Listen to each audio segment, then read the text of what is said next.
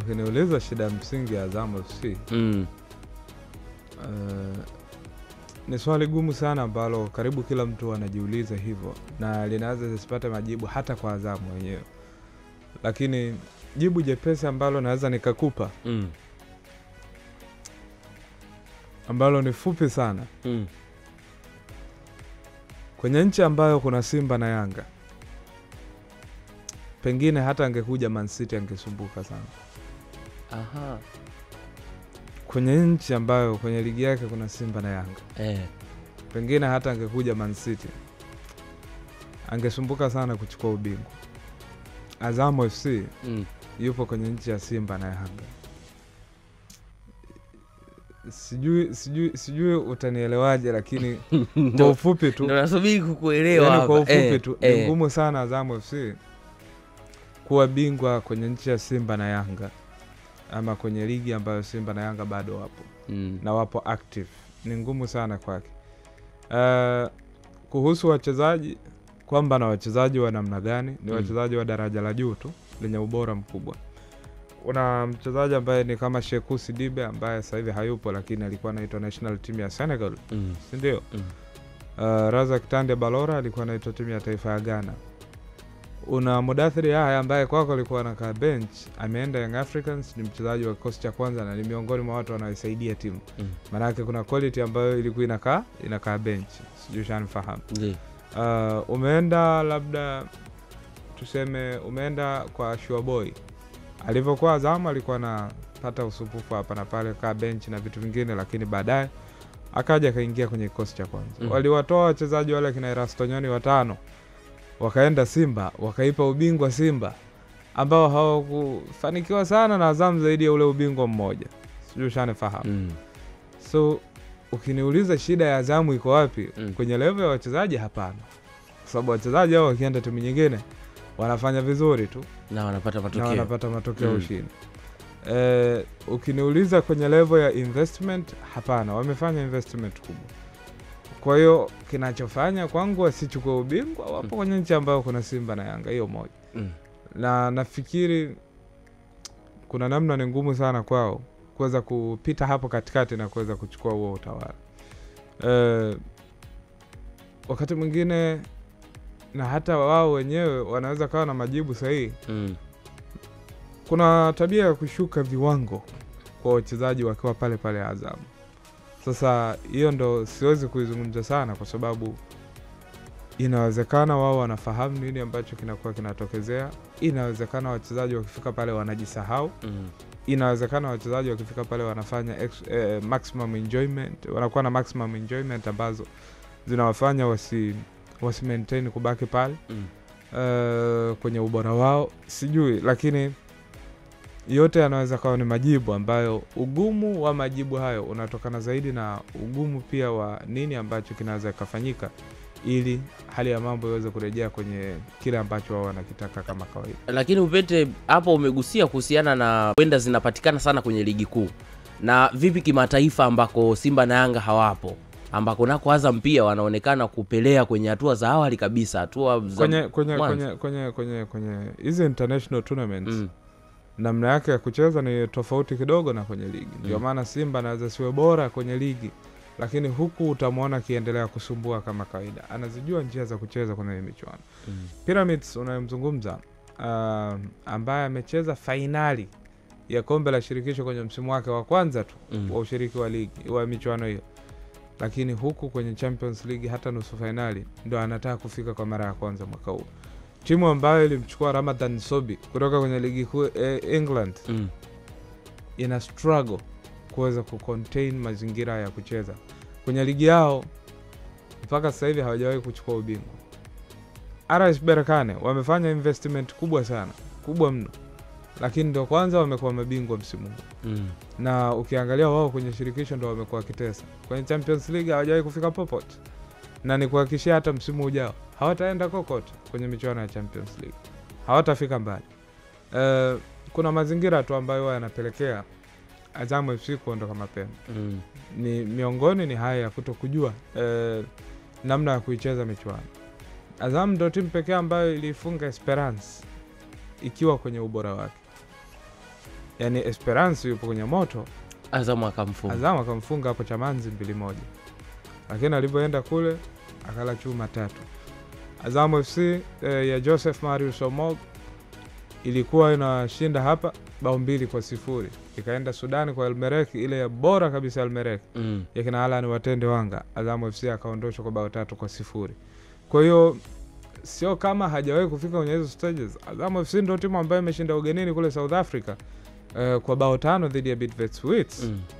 Lakini ilipofika hapa, ilivorudi ndio ikakutana na Esperance Kamondo. Let us be fair na tuwe honest. Hizi timu zetu, hata hizi Simba na Yanga, kwenye stages hizi za kutinga labda makundi, ukiachana na Simba aliyefanya hivyo mwaka 2003 dhidi ya Zamalek, lakini hata leo umchukue Simba huyu hapa, ukamwambia bwana Simba ili uingie hatua hii ya makundi, Al Ahly huyu hapa ataenda, Zamalek huyu hapa ataenda, ukamwambia bwana inabidi kumtoa kwa Agri. Kwa nini Simba amekuwa kwa robo finali kila msimu? Ni kwa sababu anakutana na hawa aina ya watu. Kwa hiyo Azam FC siwezi kumtetea kwamba kila msimu amekuwa akikutana na wagumu hivyo, lakini kwenye nyakati ambazo alishakutana na hao watu, kuingia tu makundi ilikuwa ni ngumu, kama ilivyokuwa kwa Young Africans ile ya kina Tabani Sika la Kamuso, kwa sababu wao pia kila wakipapatuana ili waingie makundi wamekutana na Zamalek mwaka 2012, wakaja wakakutana na Etoile Sahel mwaka 2013-14, 15 wakakutana na El Ahly.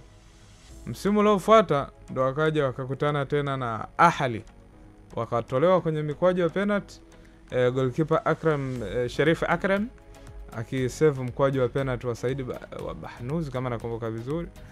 Alafu baadaye msimu uliofuata Young Africans anaenda kufia Buja Al Arab kunako dakika ya 94, goli la Abdullah El Said baada ya goli la mwanzo la Hossam Gali kusawazishwa na Donald Ndombo Ngoma. Kwa hiyo kucheza kimataifa sio kwepesi hivyo. Kuna namna yake ya uchezaji ambayo ni tofauti kidogo na mazingira ya kwenye ligi. Ndio maana nikasema hata hapa nchini Azam ngeniambia anasumbukana nini, wachezaji alionao wana quality ya kutosha, wana uwezo mkubwa, lakini kwa nini wamekuwa hawana consistency ama sometimes wanashuka kabisa viwango kwa Azam FC? Hilo sijui. Lakini cha pili ni Simba na Yanga. Pagumu sana kuchukua ubingwa penye Simba na Yanga kwenye ligi yetu. Alafu wewe uje katizo uchukue ubingwa mbele yao. Hata ile iliyotokea mara moja hiyo 2013, unakumbuka speed aliyokuwa anaikimbiza Yanga nyuma? Sio, unanifahamu? Na Yanga alianza vibaya ule msimu, lakini baadaye pale katikati alivyokuja kujipata, kama sio mgambo kule Tanga, mbona dole watu walikuwa wanaondoka asubuhi. Sio, unanifahamu? So factors zinaweza zikawa nyingi, lakini ya kwanza uwepo wa Simba na Yanga. Ya pili, wachezaji wao wamekuwa wakishuka viwango pale pale, hawana muendelezo mzuri, na hilo ushahidi mwepesi. Ningewataja kwa majina, lakini uzuri siku tulikuwa na CEO wa Azam hapa nilitoa mpaka mifano na akakubali hicho kitu, akakiri hicho kitu, na akakiri kwamba hata wakati mwingine hata si hatujui. So acha tubaki hivyo, lakini Azam FC inawezekana hata kuuliza shida yao wanaweza sijue pia kama ambavyo sisi hatujui. Hapa ameelezea kwa utuo kabisa, taratibu, wala hana pressure kuielezea hilo kwamba Azam FC miongoni mwa sababu ambazo zinaweza kusababisha aendelee kusota kutochukua kombe ni uwepo wa Simba na Yanga kwenye hii nchi. Lakini uwepo wa Simba na Yanga, wanacheza mechi zao nje ya mechi za Simba na Yanga, au ni kwa sababu wao ndio wako bora kuliko yeye muda wote? Kwa sababu umezungumzia Azam kwenye upande wa ubora wa wachezaji, na wenyewe pia wanao. Sasa ni kama ubora nao wanao, maana yake na wao wanaweza kushinda mechi zao. Asa ili ushinde hizo mechi za kwako, kwanza unahitaji wewe mwenye consistency, ambayo nayo nimehitaja pia kama factor ya Azam kutokuwa na wachezaji wao wanashuka viwango wakati msimu unaendelea ama wakati mashindano yanaendelea, ama hawachezi kwenye ule ubora unaotakikana wakati wa mashindano pia yanaendelea. Yani kwamba mimi nimeshinda mechi leo, nimecheza vizuri kwenye huu mchezo, lakini kesho nitafanyaje ili kushinda tena mchezo huo. Ndio hapo ambapo swala msingi pia linaweza likabaki hapo. Lakini ni tofauti kidogo na Simba na Yanga ambao let us agree with that. Kwa mfano leo Azam anamkosa Faisal Salum, Jibril Sila na Sadun. Achana Sadun ambaye ni replaceable. Na wakawa wanamkosa labda Yeson Fuentes kwenye mechi moja, ama goalkeeper Mustafa. Watu wanne hao. Azam anaweza kashinda mechi ngapi kwenye ligi? Yani hata sare zinaweza zikatafutwa. Sijui ushanifahamu. Yanga juzi wamemkosa Halid Aucho, wamemkosa Chama, wamemkosa Azizi Ki, wamemkosa Kennedy Musonda. Wameshinda 3-0. Na pengine kama line 1 angekuwa sawa sawa huenda ingekuwa zaidi ya hizo. Sijui ushanifahamu. Young Africans kipindi pekee ambacho wamestruggle waliwakosa baadhi ya wachezaji wao, lakini kiuchezaji ulikuwa huioni hiyo hasara ya moja kwa moja hivyo vitu. Na hata mfano hai pia, mfano Simba msimu uliopita Azam anaenda kuchukua nafasi ya pili. Simba ilikuwa mbovu kupindukia, lakini Azam ndo ilikuwa bora, lakini bado Azam alienda kwa idadi ya magoli. Ikiwemo yeye mwenyewe alikula chuma pale 3 nafikiri. Ndio. Sasa hayo mazingira ndo yanayofanya kuwe na utofauti wa Azam na timu hizi za Simba na Yanga. Lakini kuhusu kwamba wanacheza mechi za Azam, sidhani hata kama Simba wanapiga hesabu ama Yanga anaweza kapiga hizo hesabu. Nikwambie tu inawezekana kabisa Simba na Yanga wana raha Azam akiwa anaongoza msimamo kuliko akiwa anaongoza upande wa pili. Hawana hata pressure. Siku moja nilikuwa tunazungumza maeneo ya Busweru kule Mwanza. Juzi nilipoenda kwenye mechi ya Pamba na Tabora. Tulikuwa na rafiki yangu mzee Saidi yule wa Simba, tulikuwa na Miraji mara moja yule wa Simba pia. Na rafiki yangu mwingine anaitwa Chagamba. Tulikuwa sehemu tunapiga soga. Nikawa namuuliza mzee Saidi, hivi kwenye ligi yetu nani ambaye ukiona naongoza ligi wewe huna amani? Akaniambia Yanga hata kituzidi magoli tu ngoma ishalala. Azam hata kinitangulia pointi 14 sina hata wasiwasi, nitamkuta tu. Sijui nakwambia, yani hata tuanze ligi leo Azam ampe 14 mimi na 0. Mbona anakuja kuchukua ubingwa? Aniambia ila huyu mwingine kwanza tukiwa tu sawa sawa kialamu nishavurugwa tumbo lazima. Amuuliza swali kama hilo Miraji. Akaniambia bro, trust me, Azam hata kinitangulia alama 20 hata siwazi. Changamoto ipo kwa huyu mwingine akiongoza huyu. Tunatafutana hapo, mtafutano. Sasa yeye Mamelodi alifanikiwa vipi? Mamelodi kupenya kati ya Orlando na nani kwanza na Kaizer na pia Pyramid anafanikiwa vipi na yeye kuweza kupenya kati, japokuwa hachukui ubingwa ila anapenya katikati ya Zamalek na Ahly? Kwa kesi ya Mamelodi alikuja kwenye muda ambao yeye investment yake ililenga zaidi kimataifa. Na ndio maana unajua kulikuwa na mentality kwamba timu za Afrika Kusini kwenye michuano ya CAF hawawazi chochote. Yani wao sio kipaumbele, na walikuwa wanapambana watoke mapema sometimes ili waendelee kuenjoy ligi yao. Walikuwa wana glorious kwenye ligi ambayo uwezo kaifananisha. Kwanza pesa waliokuwa wanaipata ilikuwa ni kubwa sana, lakini pia enjoyment ya ligi ya nyumbani ilikuwa ni kubwa kwao kuliko kwenye michuano ya kimataifa. Wameanza kuamka juzi tu, licha ya kwamba huko zamani walishawahi kufika hizo stages za mbali sometimes, lakini haikuwa kipaumbele. Pyramids amekuja katikati ya Zamalek na Ahly, lakini trust me ana enjoy kwa sababu Zamalek hayupo kwenye ubora wake. Yani Zamalek ana shida zake za kiutawala ambazo zinamfanya asiwe kwenye ule ubora wake. Na ukitaka kuamini hata Pyramid anapitia magumu. Angalia kwa mfano sasa hivi anaongoza ligi.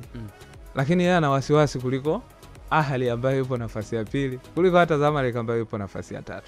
Nilikuwa nazungumza na watu fulani pale Misri, wakawa wananiambia ligi yenyewe anaongoza Pyramid. Angekuwa anaongoza Zamalek tulikuwa tunaiwaza hiyo. Lakini Pyramid hata kudhulumiwa atadhulumiwa tu. Sio, unafahamu? Yaani shabiki wa kawaida tu anakuambia Pyramid hata kudhulumiwa atadhulumiwa tu. Hawezi kumaintain kushika nani hiyo chuma, hata shikilia bomba. Lakini hayo ndio mazingira halisi ya mpira wa Afrika. RS Berkane at least ka break up msimu. Lakini ni kwa sababu Wydad wanapitia changamoto. Angalia Raja Casablanca anapitia changamoto. Ndio maana naendelea kuamini kwamba Raja akiwa kwenye ubora wake, Wydad akiwa kwenye ubora wake, huyo Berkane asingechukua ubingwa na hata chukua. Msimu uliopita amechukua AS FAR Rabat. Lakini ukiangalia AS FAR Rabat hakupata ule upinzani wa maana hivyo. Ni sitaki kumgusa mtu. Lakini unadhani kwa mfano sasa hivi tunasikia wanamuinda mchezaji kutoka kwenye ligi yetu ama wanawinda wachezaji wawili kutoka kwenye ligi yetu na tunawafahamu mpaka kwa majina. Wydad kwenye ubora wake angeweza kuja kuchukua kwenye ligi ya Tanzania. Sijui unanifahamu. Angeweza kutoka moja kwa moja kwamba anakuja kuchukua mchezaji kutoka kwenye ligi ya bara? Hapana.